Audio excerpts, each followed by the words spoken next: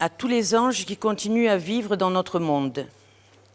Toute vie achevée est une vie accomplie, de même qu'une goutte d'eau contient déjà tout l'océan. Les vies minuscules, avec leur début si bref, leur infime zénith, leur fin rapide, n'ont pas moins de sens que les longs parcours. Il faut seulement se pencher un peu pour les voir et les agrandir pour les raconter. Françoise Chandernagor, La Chambre, édition Gallimard. J'ai tenu à commencer cette conférence par ces mots qui me semblent résumer un petit peu tout ce que nous avons sur le cœur. Alors je vais commencer par me présenter. Je m'appelle Nadia Bergougnou. J'ai écrit quelques livres, dont un qui me touche fort puisque c'est Le ventre vide. C'est ce que j'ai vécu il y a 27 ans, la perte d'un enfant. Depuis, j'ai créé un groupe sur Facebook. J'ai regardé ce soir nous sommes 600. 600 par ange, donc le mot par ange, nous en parlerons tout à l'heure, mais vous imaginez la signification qu'on lui donne, parent d'ange. Je ne suis pas médecin, je ne suis pas sage-femme, je suis une mamange, je suis une maman qui a perdu un enfant. Je mène ce combat depuis des années, je sais que ça va être difficile pour une partie d'entre vous et peut-être pour moi parce que c'est ma première conférence. Je tenais également ce groupe de parents à saluer toutes les mamanges qui vont nous écouter un petit moment grâce à cette vidéo en direct, mais aussi ensuite à travers le film. Je tenais à leur dire mon soutien. Je pense ce soir à Raphaël qui administre le groupe. Je pense à Gaël, je pense à Alex, j'aurai trop de noms à vous donner. Je pense à tous ces parents qui sont dans la douleur parce que le deuil périnatal, c'est un tabou. Donc nous allons en parler. Voilà. Donc le deuil périnatal, le décès périnatal, il faut d'abord quand même savoir ce que c'est, en donner une définition. Il faut savoir également qu'à l'heure actuelle, 10 morts sur 1000 à peu près, 10 enfants morts sur 1000 avant la naissance, 3,2 sur 1000 jusqu'à 7 jours de vie. Donc la mort périnatale est celle de l'embryon. On parle d'embryon jusqu'à 14 semaines. Ensuite, on parle de fœtus jusqu'à la 22e semaine. Et à partir de 4 mois de grossesse, on commence à parler d'enfants. Ça n'a pas été toujours comme ça. Et certaines lois sont arrivées, heureusement, pour une certaine reconnaissance du deuil périnatal. Ce deuil périnatal, il va jusqu'à 7 jours après l'accouchement, voire un petit peu plus. Alors les textes juridiques, parlons-en. En 1977, le deuil périnatal n'était pas reconnu. L'OMS, l'Organisme mondial de santé, a fixé le seuil de la reconnaissance d'un être humain à 4 mois et demi de grossesse. Ça veut dire qu'avant, il n'existait pas. On n'en parlait pas. Ça passait à l'as. Ou une taille de 24 cm. C'est triste à dire, mais voilà, on mesure un enfant à des centimètres, à un poids égal à 500 grammes. Jusqu'en 1993, pas de reconnaissance de l'enfant, ni sociale, ni juridique. Le fœtus est considéré, je suis désolée de le dire, comme un déchet anatomique. Pourquoi je le dis? Parce que j'ai connu ce deuil périnatal en 1991. Ça va être un peu compliqué pour moi d'arriver à vous en parler. Je n'ai pas vu mon enfant, je n'ai pas pris dans les bras, je ne sais pas ce qu'elle est devenue. À partir de ce moment-là, 20 années où je n'ai rien dit, où je n'ai pas parlé. Ma famille, heureusement, une partie de ma famille m'a soutenue, et puis on n'en a plus parlé. Cet enfant, il a disparu. Jusqu'au moment où j'ai décidé de demander mon dossier médical, et où j'ai su que ma fille donc, était morte un 13 mai 1991. Je ne m'en rappelais plus, j'avais oublié ce jour. Où j'ai eu les résultats de l'autopsie. Je n'ai pas eu de photo, c'était le but, je voulais une photo, je n'en ai pas eu. Voilà pourquoi je me suis engagée dans ce combat. Voilà pourquoi j'ai ouvert ce groupe Facebook pour que jamais plus les parents, je ne sois seuls, pour qu'ils puissent venir crier leur colère, pour qu'ils puissent nous montrer la photo de leurs anges, parce que même dans les familles, parfois, on ne peut pas. On ne peut pas en parler, on ne peut pas le montrer. Depuis 1996, beaucoup de choses ont changé. Donc l'enfant est déclaré vivant et viable, c'est-à-dire qu'on accouche d'un enfant, il est vivant, mais il meurt tout de suite après. Donc un acte de naissance peut être accordé, un acte de décès qui sera dressé par l'officier d'état civil. L'enfant peut naître vivant mais non viable. L'officier d'état civil établit alors un acte d'enfant sans vie. C'est quand même une reconnaissance de l'existence de cet enfant. L'enfant est mort. Donc depuis le décret de 2008, un acte d'enfant sans vie peut être adressé aux parents qui le souhaitent. C'est important à savoir. Beaucoup de parents ne savent pas qu'ils peuvent marquer le passage de leur enfant par cet acte-là. Ça n'est pas grand-chose, mais je pense que les parents savent que c'est très, très, très important quand même pour nous. Alors les causes du décès, la fausse couche. Avant 4 mois et demi, on parle de fausse couche, c'est environ une grossesse sur 5. J'ai tenu à rajouter l'interruption volontaire de grossesse. Certaines personnes ont du mal à accepter que l'interruption volontaire de grossesse puisse faire partie du deuil périnatal. Il faut savoir que les interruptions de grossesse, ce n'est pas seulement parce qu'on est jeune, on a oublié sa pilule, on n'est pas en âge de procréer. Beaucoup d'interruptions de grossesse sont des accidents de la vie. Nous n'avons pas à juger cela. En tout cas, moi, je ne me permettrai pas de juger les personnes qui ont décidé d'interrompre leur grossesse. Pour moi, elles font aussi partie du deuil périnatal. On ne sort pas indemne d'une interruption de grossesse. L'interruption médicale de grossesse, donc c'est à tout moment de la grossesse, c'est la mort de l'enfant. Si vous me permettez, je parlerai de l'enfant parce que pour moi c'est un enfant. À partir du moment où on l'a dans le ventre, c'est un enfant. C'est la mort de l'enfant in utérus. Donc souvent on parle on porte cet enfant dans le ventre, il est mort. Et on parle aussi de mort fétale in utero, on parle de cercueil vivant. Beaucoup de mamans, je m'en dis, que pendant quelques jours, voire pendant quelques semaines, elles avaient été obligées de porter cet enfant dans le ventre en sachant qu'il n'était plus là. Donc ça rajoute encore au drame que l'on vit.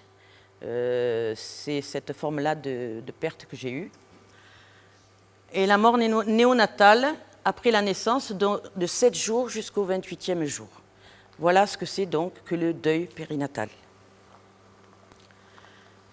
Le devenir des corps, je sais que ça va être un petit peu compliqué d'en parler aussi, mais il faut en parler.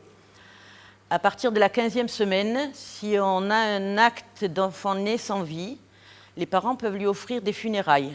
Ça n'est pas obligatoire. D'accord ? S'ils ne décident pas d'offrir des funérailles, c'est l'hôpital qui s'en chargera. Ce sera soit une inhumation, soit une crémation collective. Donc, on peut demander un certificat de crémation, ce n'est pas obligatoire. Et dans ce cas-là, la plupart du temps, donc pas de remise des cendres à la famille, évidemment, puisque c'est une crémation collective.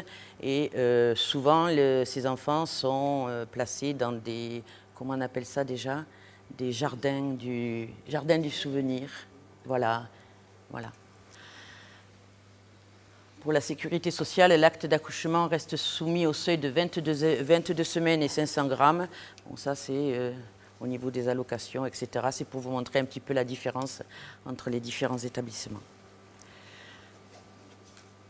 Avant de parler de ce deuil périnatal, parlons de la forme d'attachement. Comment est-ce qu'on s'attache à un enfant ? On planifie une grossesse ou pas, ou elle arrive par surprise. Mais quand elle arrive par surprise, la plupart du temps, on est heureux. On a confirmation de cette grossesse. On accepte cette grossesse. On commence à se sentir enceinte. Je parle pour la maman, évidemment. On commence à sentir cet enfant bouger en soi. Donc, l'attachement se fait de plus en plus présent. On accepte le fœtus comme un individu distinct. C'est notre bébé, on va le sortir de notre ventre, il va vivre, ça va être notre enfant. On pense à la naissance, à la vue de ce nouveau-né. On veut le toucher, on lui prodigue des soins. Mais ça, c'est quand les naissances se passent bien. Malheureusement, la plupart du temps, pour les paranges, ça s'interrompt beaucoup plus tôt. Le deuil, définissons-le aussi. Le deuil, c'est la perte de tout objet fortement investi, qu'il s'agisse d'un être humain, d'un animal, d'une chose ou d'une idée. C'est le cheminement psychologique que connaît tout individu. Pour faire son chemin de deuil, il y a plusieurs étapes à respecter. Il faut prendre son temps, il faut accepter de prendre son temps. On ne peut pas faire son deuil immédiatement. Et parfois, cela dure des années, des dizaines d'années. Les étapes du deuil, d'abord, le choc, le déni. Quand le deuil arrive, évidemment, on le refuse. Ça n'est pas possible. Ça ne peut pas nous arriver à nous. C'est impossible. C'est un choc. Puis il y a la colère. Il y a la protestation. La colère contre qui? Contre moi, contre les médecins. La plupart du temps, ça se passe comme ça. Moi, je n'ai pas su garder mon enfant. Je ne suis pas arrivée à garder mon enfant. La médecine, ils ont dû faire quelque chose qui n'allait pas. Ça n'est pas possible. C'est de leur faute. Il y a cette colère qui va sortir. Elle peut durer longtemps. La désorganisation, la prise de conscience du caractère définitif de la perte. À un moment donné, on se dit, c'est fini, je ne pourrai plus le voir, mon enfant n'est plus là. Puis après, une étape de réorganisation, de résignation, de recherche de sens. Longtemps après, très longtemps après parfois. Et parfois, ça n'arrive pas. L'acceptation, ou plutôt l'adaptation. Et là, la stabilité, la paix, la sérénité, de nouveaux projets. L'acceptation, c'est important. Quand on est en colère et quand on a perdu son enfant, on ne peut pas accepter cette situation. On ne peut pas accepter ce qui se passe avec la famille proche. On ne peut pas accepter ce qui se passe avec les amis, leurs réactions. On va en parler de ça. Cette acceptation, je crois qu'après 27 ans, alors je dois vous dire qu'avant, j'ai eu une fille. Elle est magnifique, elle a 31 ans. Elle va me faire un beau bébé. Puis j'ai perdu un enfant. Puis j'ai eu une autre fille. Elle est là, c'est Anaïs. Puis j'en ai eu encore une. Elle est par là. Et c'est Manon. Voilà. Bien sûr, elles m'ont énormément aidée pendant ce chemin de deuil. Elles n'ont pas remplacé ma fille. Je ne vous donne pas encore son prénom, je vous expliquerai pourquoi. Elles n'ont pas remplacé ma fille, elles sont là, chacune à sa place. En fait, quand j'ai été enceinte, j'avais un prénom. On avait un prénom avec mon mari, on voulait l'appeler Anaïs. On trouvait ça très joli. Et donc, on est parti dans cette idée de l'appeler Anaïs. Et puis elle est partie à 5 mois et demi.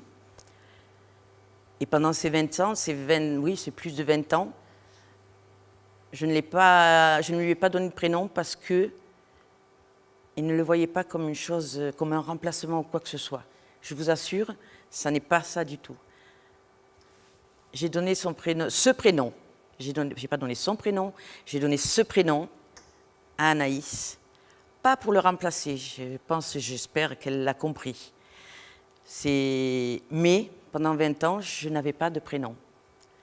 Et puis un jour, poussée par les personnes de notre groupe, j'ai voulu faire ce livre témoignage, parce que c'est un livre témoignage, où on parle un petit peu de tout ça, mais où il y a également le témoignage des paranges.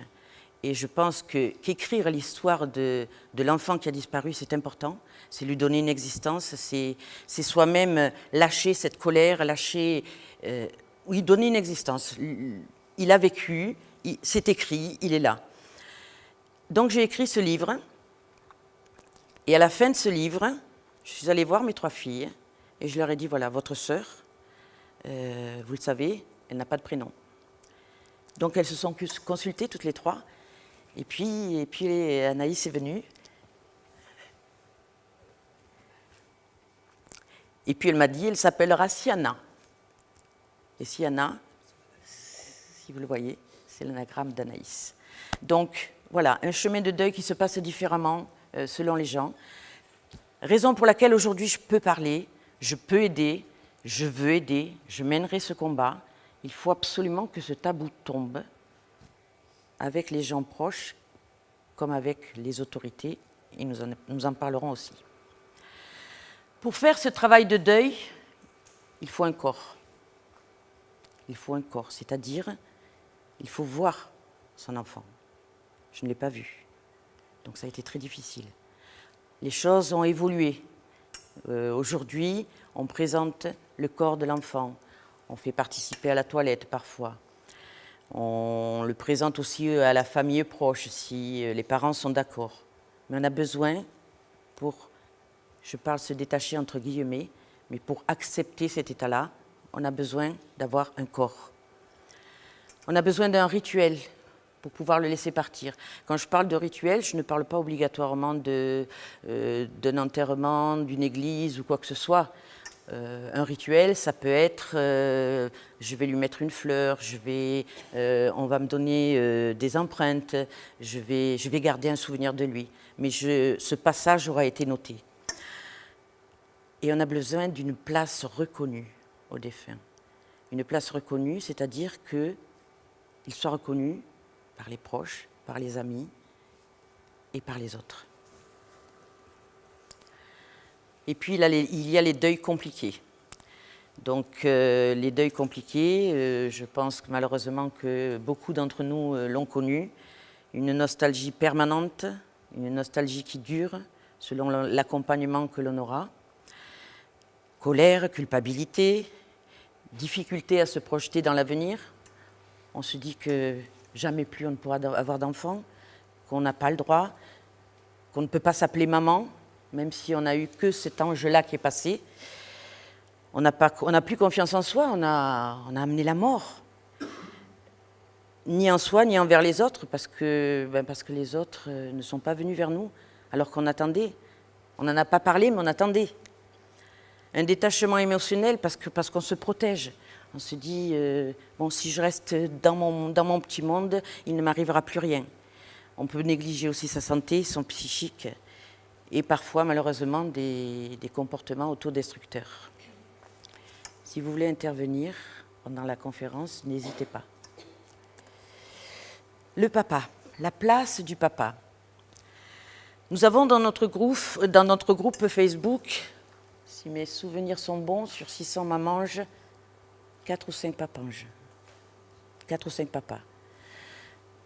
Ils ne parlent pas souvent, mais ils sont là. Ils ont fait l'effort de venir. C'est très compliqué pour le papa. Là, il a une place très, très, très difficile. La première chose qui se dit, quand un drame comme ça arrive, je dois être fort. Je dois être fort pour ma femme. Je dois la soutenir. On ne pense pas au papa. Le papa qui souffre, le papa qui a perdu son enfant, mais le papa qui se dit « je serai fort pour ma femme ». Il se sent complètement isolé, parce que quand on vient le voir, on lui dit « alors ta femme, comment elle va ?» Et moi, comment je vais? Personne. Souvent, personne ne lui demande. Il se dit « est-ce que je dois tourner la page ?» Ou parfois, il se dit « je vais tourner la page, on va passer à autre chose. Parce que je dois être fort, parce qu'il faut aller de l'avant. » Parfois, malheureusement, il est indifférent. Alors pourquoi est-ce qu'il est indifférent? Indifférent est peut-être un grand mot, mais nous l'avons porté, notre enfant, dans notre ventre. Nous l'avons senti bouger. Est-ce qu'on l'a partagé avec le papa de manière à ce qu'il se sente papa? Est-ce que les papas n'ont pas l'impression d'être vraiment papa au moment de l'accouchement? Donc c'est une situation très compliquée pour le papa, cet attachement qui vient peut-être un petit peu plus tard, surtout si une grossesse est interrompue au bout de quelques semaines. Il faut qu'il soit présent, il faut qu'il soit acteur. On lui demande beaucoup, parce que oui, il doit soutenir sa femme, mais oui, il doit lui parler, oui, il doit lui faire part de sa peine, et il faut avoir cette envie-là de partager. On a été deux à le faire. On a besoin l'un de l'autre. C'est ce que je voulais dire aux papas qui sont concernés. Et puis il y a le couple. Donc, comme je vous l'ai dit, le drame est souvent vécu de façon différente. Dans notre groupe Facebook, mais je pense dans tous les groupes que l'on connaît, ou chez les mamans avec qui on peut en discuter, on parle souvent de séparation après un deuil périnatal, parce qu'il n'y a pas eu justement cet échange, ce partage entre les parents, parce qu'on ne voit pas les choses de la même manière. Une maman qui a perdu son enfant peut rester pendant des mois comme ça à souffrir, à ne pas vouloir aller vers son mari parce qu'elle a l'impression qu'il ne comprend pas ou qu'il veut nier l'événement ou qu'il veut oublier l'événement. Ça n'est pas toujours le cas, mais c'est l'impression que souvent les mamans ont. La culpabilité, pourquoi la culpabilité? Même parce qu'on se sent coupable. On a porté cet enfant, il n'est plus là, donc qu'est-ce qu'on a fait pour qu'il ne soit plus là? Donc une forte culpabilité, souvent de la maman, mais souvent aussi du papa. Tourner la page pour un couple, c'est compliqué. Certains y arrivent, j'ai entendu quelques témoignages de parents qui... Alors, tourner la page en espérant avoir un autre enfant rapidement, ça arrive. Je ne pense pas qu'on puisse tourner la page de cette manière-là. Mais pour certains couples, c'est peut-être aller de l'avant, aller vers une réussite qu'ils n'ont pas eue. Donc ce serait ça, tourner la page. Et puis il peut y avoir aussi l'éloignement, la non-compréhension entre le couple. Mais il faut aussi respecter les différences. C'est-à-dire que les mamans comprennent pourquoi le papa réagit de cette manière, que les papas comprennent que les mamans ont un lourd fardeau à porter, qu'il leur faudra beaucoup, beaucoup de temps. Donc c'est toujours pareil, c'est toujours la communication qui est importante entre eux. La famille. Donc là, on parle de non-communication. Il faut savoir que les enfants, si vous leur parlez avant 2 ans, vous leur parlez du départ de leur frère ou de leur sœur, ils vont se dire, bon, il est parti, mais il va revenir. Ils n'ont pas cette conscience de la présence de l'enfant. C'est à peu près à partir de 9 ans qu'on sait que ça ne sera plus... On ne verra pas, la mort est là, il n'y a pas de retour. Mais, quand même, je me permets de le conseiller, ça, mais chacun décide de ce qu'il fait. Il est important de parler du départ à ses enfants. Vous êtes enceinte, vous avez eu un gros ventre, puis vous n'avez plus de ventre. Alors je vais vous donner une anecdote qui pourrait paraître comique.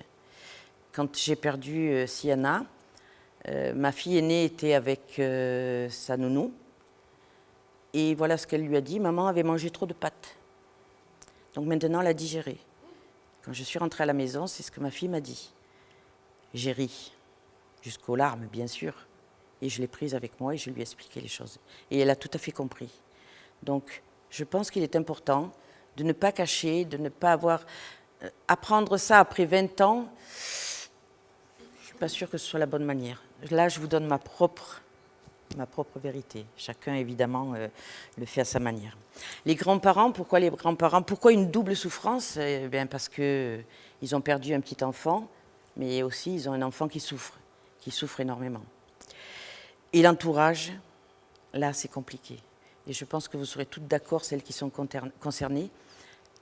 L'entourage ne sait pas comment réagir. Comment aller vers la maman qui a perdu son enfant? Que lui dire? Est-ce qu'on ravive la douleur? Est-ce qu'on doit l'accompagner? Est-ce qu'on doit faire comme si de rien n'était? On va en reparler aussi. Par contre, et là on va sortir toutes les phrases et les mots à bannir. Vous avez eu des jumeaux, il en reste un. L'horreur absolue. Il vous reste un enfant. Bon, l'autre est parti, mais il vous en reste un. Vous referez notre bébé plus tard, mais bien sûr qu'on en refera plus tard. Mais le nôtre, là, celui-là, il n'est plus là. Ça va aller, vous ne l'avez pas connu. Ben non, c'est un enfant non né, il n'a pas existé. Bien sûr qu'on ne l'a pas connu, il n'a pas été dans notre ventre, il n'a pas bougé, on n'a pas eu un ventre arrondi, on n'a pas espéré pour lui un avenir ou quoi que ce soit. Ce n'est pas grave, vous êtes encore jeune, vous pourrez en avoir. Bien sûr, il pourra en avoir. Heureusement qu'on pourra en avoir. Mais lui, il a été là, il a existé. C'est moins grave que si vous aviez vécu avec lui. Vaut mieux maintenant que plus tard. Et je vous assure que ces phrases, elles sont là. Elles arrivent. Il faut oublier et penser à l'avenir. Je l'ai entendu. Vous en avez d'autres, vous en aurez d'autres. Donc c'est la négation complète de l'enfant que vous avez porté. Il faut vous bouger et reprendre le dessus maintenant. Mais bien sûr, dès demain, il n'y a pas de souci. Je reprends ma vie, tout va bien. Donc voilà, les phrases et les mots à bannir. Le malentendu aussi, qui bloque tout. Sachez que les parents ont un besoin vital de parler de cet enfant, de leur bébé, de la souffrance. Ils ne veulent pas qu'on oublie leur enfant. Ça n'est pas quelque chose qui s'est passé comme ça dans leur vie et qui a disparu. On a besoin qu'on parle de nos enfants. On n'a pas besoin qu'on en parle tous les jours, mais on a besoin qu'on reconnaisse l'existence de cet enfant. C'est vrai que parfois ils n'en parlent pas parce qu'ils ont peur de déranger, parce qu'ils ont l'impression qu'ils vont gêner. Donc dans ces cas-là, il faut aller vers eux. Allez-y au moins une fois. Dites-leur que vous avez reconnu leur souffrance. Parlez avec eux. Certains y pensent en permanence parce que c'est récent. Certains y pensent en permanence parce que la plaie ne s'est pas fermée. Mais on n'est pas triste tous les jours. On est triste de cette non-reconnaissance, du fait qu'on nie ces enfants. Et l'entourage attend qu'on en parle. Parfois, ça se passe bien. Ils sont rassurés, ils peuvent aller vers nous. Parfois, ils sont gênés. Donc nous, on se replie sur soi. N'hésitez pas à en parler. Même si vous avez l'impression que, non, c'est votre vie, vous allez embêter les gens. C'est pour vous-même. Parlez-en. Faites reconnaître l'existence de cet être cher. Voilà ce qu'il faut dire. Je serai toujours là pour parler de lui ou d'elle. Soyez ouverts vers ces personnes. Je ne l'oublierai jamais. Dis-moi ce que tu ressens. C'est amener la personne à parler, à lâcher un petit peu de sa peine. Et très important, comment s'appelait-il? Comment s'appelait-elle? Souvent, on est tellement surpris de cette absence, de ce départ si précipité, qu'on n'a pas eu le temps de donner un prénom. Je l'ai donné au bout de 20 ans, ce prénom à ma fille. Et aujourd'hui, j'ai mis quelques mois quand même à dire Sienna. Je disais mon ange. Aujourd'hui, c'est Sienna, c'est ma fille. C'est une de mes 4 filles. Elle est là, elle existe. Donnez un prénom à votre enfant. Et voilà, il existera déjà pour vous. Et puis, il existera aussi pour les autres. Le personnel médical, ce sont les premières personnes que l'on rencontre quand on vit ce drame. Donc, on va en parler parce qu'ils sont très importants. Et parfois, on ne rencontre que ces personnes-là. Parfois, on vit ce drame tout seul. Donc le personnel médical, il est vrai qu'il est obligé, parce qu'il voit malheureusement des drames comme celui-ci arriver tous les jours, donc il est obligé d'avoir une certaine neutralité, une bonne distance, et puis ça le confronte à ses propres angoisses. Il peut aussi lui avoir vécu ces mêmes drames. Mais il arrive parfois, par manque de formation, je crois, ou bien parce que le personnel médical se protège, qu'il y ait cette froideur, cette distance. J'ai eu beaucoup de témoignages de ce type-là, de personnes qui ont perdu leur enfant et qui se sont senties abandonnées par ce service médical. J'ai eu aussi des témoignages de personnes qui m'ont dit « heureusement qu'ils étaient avec moi, heureusement qu'ils m'ont soutenue. Je n'avais pas ma famille, elles étaient là, elles m'ont aidée, elles m'ont accompagnée. » Et comme on l'écrit ici, dans le monde médical, la mort est souvent vécue comme un échec. Le premier mouvement étant de se protéger. Donc, on continue avec le personnel médical. Il est là du début à la fin, son rôle est primordial. Ce que l'on demande, c'est de l'empathie, un accompagnement, Le personnel médical, alors la plupart du temps, ce sont les infirmières, ce sont les sages-femmes, elles ont beaucoup de travail, elles ont beaucoup de personnes à s'occuper, donc elles ne peuvent pas obligatoirement être sans cesse avec vous, alors que c'est le moment où on a le plus besoin de ce soutien. Simplement montrer qu'elles sont là, montrer qu'elles vous ont compris, montrer qu'elles savent que vous êtes dans la douleur. Je dis elles ou il, hein, parce qu'on a aussi du personnel médical masculin. Cela influence considérablement le travail de deuil. Et j'ai eu également dans le groupe beaucoup de témoignages de ce type-là. Il est important, on se rappellera tout le temps de ces personnes. Je vais revenir sur ma propre expérience parce que je ne peux pas parler de celle des autres. Quand j'ai éjecté mon enfant, parce que je l'ai éjectée, c'est-à-dire qu'elle est tombée sur la table, j'ai demandé à la personne qui était là, alors c'est vraiment une fille, parce que je savais que c'était une fille.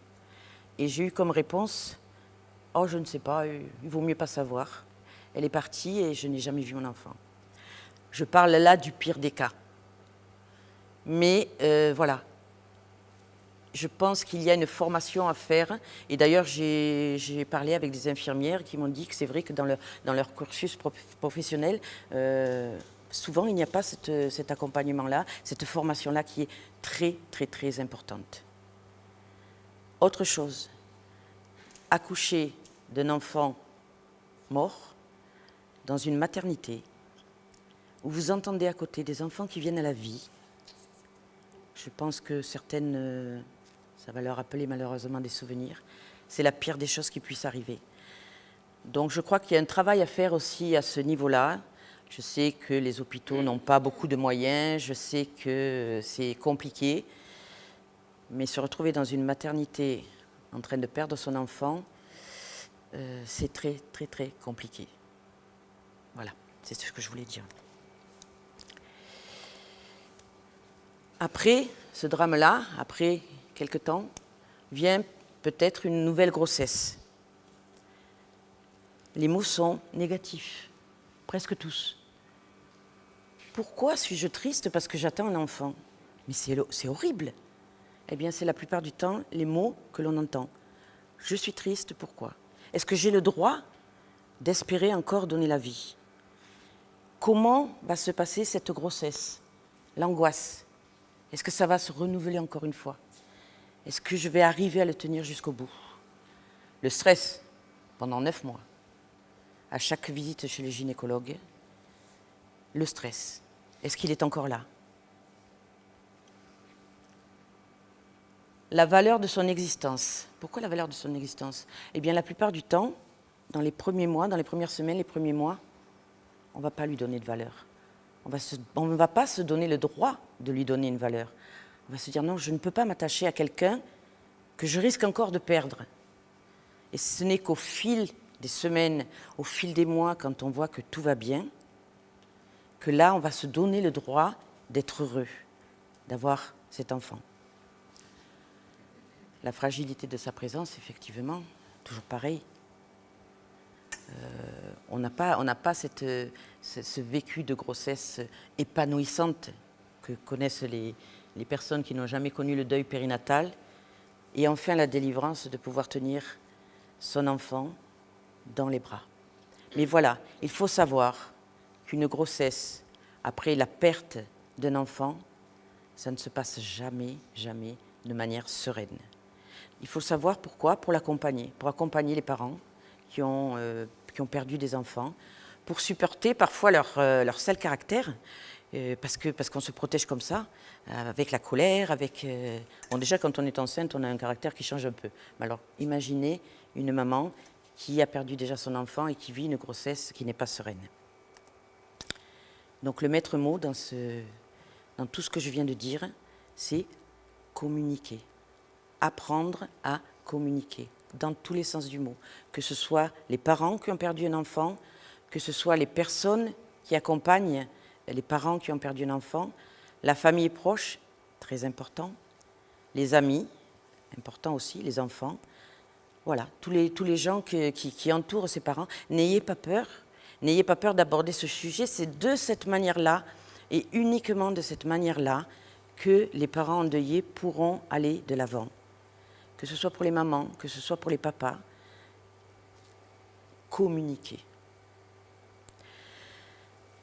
Voilà au niveau de ce que je voulais vous dire sur le deuil périnatal et j'espère que nous pourrons discuter un petit peu après.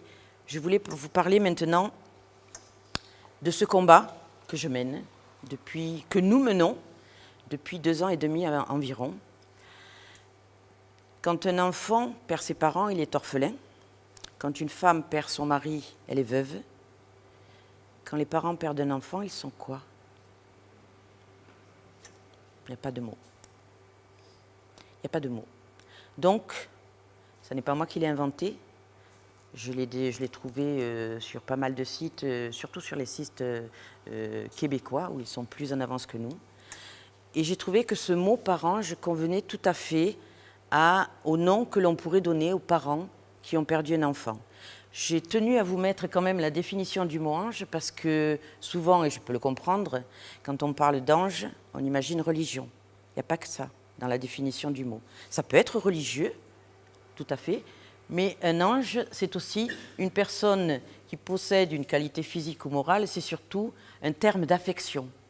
C'est vrai, on dit souvent mon ange. Donc parent d'ange, parange. Donc nous nous battons depuis 2 ans et demi, d'abord au travers d'une pétition que j'ai envoyée chez Larousse, pour laquelle j'ai eu une réponse. C'est un drame tellement important qu'on a du mal à nommer ces gens. Donc, et puis on ne connaît pas trop le nom, donc il faudrait l'utiliser plus. Et pour l'utiliser plus, il faudrait peut-être pouvoir en parler plus. L'avoir dans le dictionnaire serait peut-être une solution.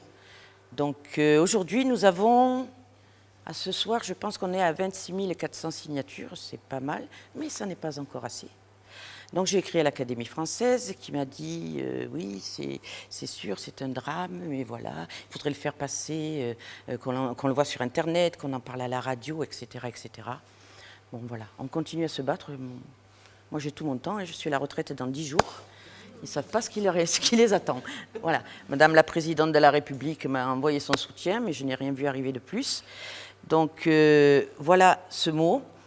On a quand même eu des soutiens. J'ai eu la chance, grâce à un député de notre département, de rencontrer M. Pivot et de rencontrer donc, le député qui m'a bien soutenu. Nous avons beaucoup d'articles qui sont sortis, mais ce n'est pas encore assez.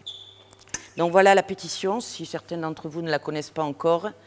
Il suffit de marquer sur votre moteur de recherche Larousse, un nom dans le dictionnaire pour les parents, et vous y arriverez direct. Donc là, j'ai pris le dernier chiffre, vous voyez, je ne vous mens pas. En fin d'après-midi, on était à 26 385 signatures. Aujourd'hui est un jour spécial, c'est la raison pour laquelle j'ai voulu faire cette conférence ce soir et pas un autre soir. C'est le 15 octobre. Le 15 octobre, c'est la journée mondiale de sensibilisation au deuil périnatal. Donc, il n'y a pas beaucoup de réactions dans le département, il n'y a pas beaucoup d'animation autour de ce deuil-là. Je me suis dit que c'était l'occasion de parler de nos disparus.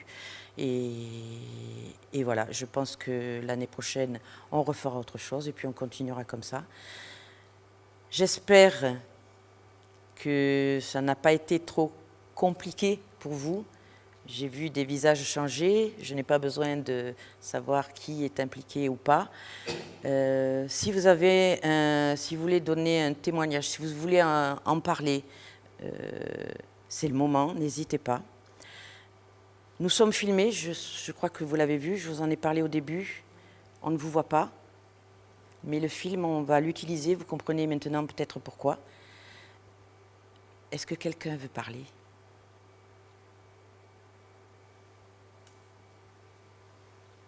Oui. Attends, je t'amène le micro.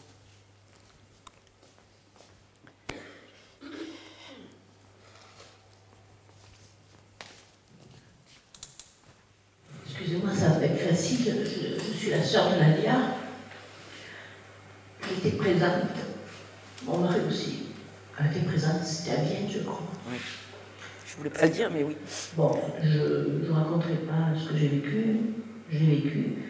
Je regrette une seule chose. C'est peut-être le plus d'avoir parlé assez. Voilà, c'est tout.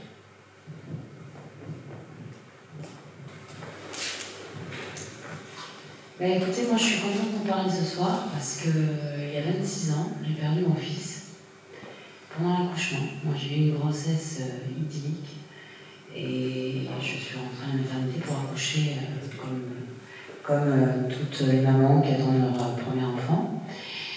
Et j'ai eu la chance de tomber sur un médecin qui n'était pas venu parce qu'il était alcoolique. Donc je n'avais pas de dilatation du col. Et il fallait simplement faire une piqûre pour dilater le col de l'utérus. Et le temps d'appeler un autre médecin, comme c'était une petite maternité, il y a eu le décollement du placenta, ce qui est la chose la plus normale dans un accouchement. Et quand le deuxième médecin est venu, mon enfant était en train de s'étouffer.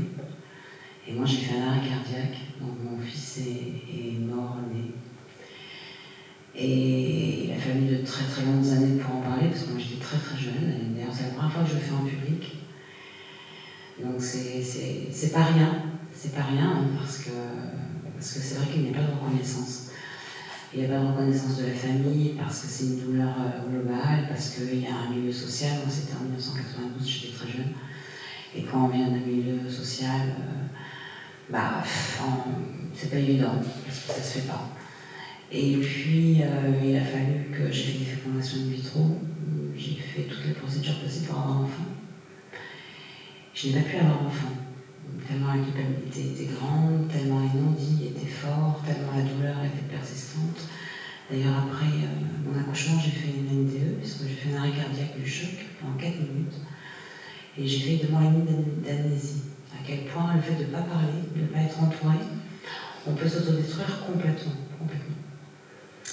Et puis après, les années passent et miraculeusement, je suis tombée, alors ça va vous paraître abominable ce que j'ai vécu, mais je suis tombée une deuxième fois enceinte, 13 ans plus tard. Et ce soir, ça fait 13 ans en arrière. Donc, tout ce que vous avez écrit, c'est vrai. La stupeur de tomber enceinte spontanément, après fécondation, après opération, l'angoisse totale de savoir comment ça va se passer. On ne se donne pas la permission d'être heureux, parce qu'on anticipe un malheur à venir. Puis au fil des mois, tout se passe bien, jusqu'au jour où, au 6e mois de grossesse, on m'annonce que mon enfant n'était pas viable. La maladie de von Schreiben, un cas sur 10 millions. Donc un cas sur 10 millions, il a fallu absorber ça. Absorber le fait que mon enfant ne pouvait pas respirer, avait un trou dans le cœur, une tumeur dans le cerveau, et accepter de signer un papier comme quoi je mettais fin à sa vie. Donc la double peine, après la culpabilité, l'acte de la sentence de mort sur son propre enfant, c'était ça, ou accepter une souffrance intra-utérus catastrophique, puisqu'il était en état de souffrance abominable. Et j'ai eu 15 jours avant de décider d'accoucher. Et j'ai accouché, j'ai eu 3 jours pour accoucher d'un bébé de 7 mois. D'ailleurs, on a mis une dose de morphine d'une femme de 80 kg. Or, j'en faisais, enceinte de 6 mois, à l'époque, je faisais 51, 52 kg. Pareil, donc après, l'espèce de silence, la double culpabilité. Et en fait, j'ai vécu des expériences extraordinaires. Alors après, ça, c'est on y croit, on n'y croit pas. Moi, au sein de mon NDE, j'ai vécu des expériences extraordinaires. Avec les années, j'ai vécu des expériences extraordinaires avec des gens qui ont vécu ces expériences, d'autres qui n'ont pas vécu d'expérience, et avec nous-mêmes. Et je me suis aperçue, pour ma part, que de ces expériences catastrophiques, puisque maintenant, à mon âge, je n'aurai jamais d'enfant biologique, on pouvait avoir une vie incroyablement riche et incroyablement pleine d'amour. Moi, c'était le message que je voulais donner. Parce que normalement, n'importe qui de normalement constitué à ma place se serait suicidé. D'ailleurs, j'y ai pensé plus d'une fois. Je voulais vraiment mettre fin à ma vie parce que je n'avais aucune raison de vivre. Et je me suis aperçue qu'en m'accrochant au bonheur et en m'accrochant à l'idée que le bonheur amenait du bonheur, et au début c'était des états de violence permanente pour me dire que, hormis qu'on a le droit au bonheur, c'est que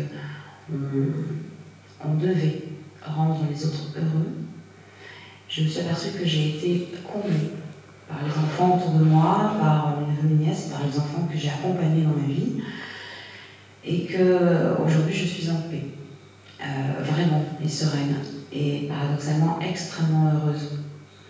Et que ces drames, aussi douloureux et abominables qu'ils ont été, m'ont rendu meilleure. Alors c'est un chemin, c'est très compliqué, mais en même temps, Boris Cyrulnik parle beaucoup de la résilience. Je pense qu'on peut réellement transformer la pire des douleurs en une fleur extraordinaire. Et il y a vraiment un espoir extraordinaire pour son bonheur et pour le bonheur des autres. Et un malheur, on n'a jamais d'explication, même si je crois profondément qu'il y a une raison. Dans tous les cas, on peut être extrêmement heureux après la plus grande des souffrances. Voilà, c'est vraiment la chose que je voulais dire. Je te remercie.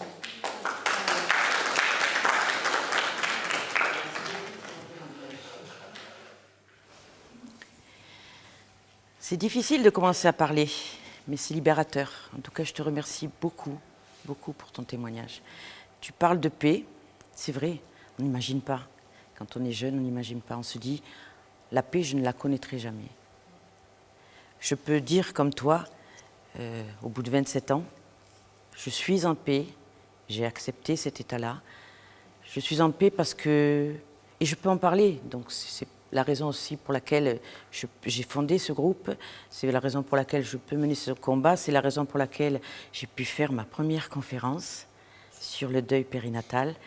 C'est la raison pour laquelle ce soir je suis heureuse. C'est difficile de vous dire ça, heureuse malgré les visages rouges que je vois. Heureuse de vous dire que un jour, même si vous n'y croyez pas, vous aussi vous serez en paix. Mais parlez-en, communiquez. D'autres personnes veulent intervenir ?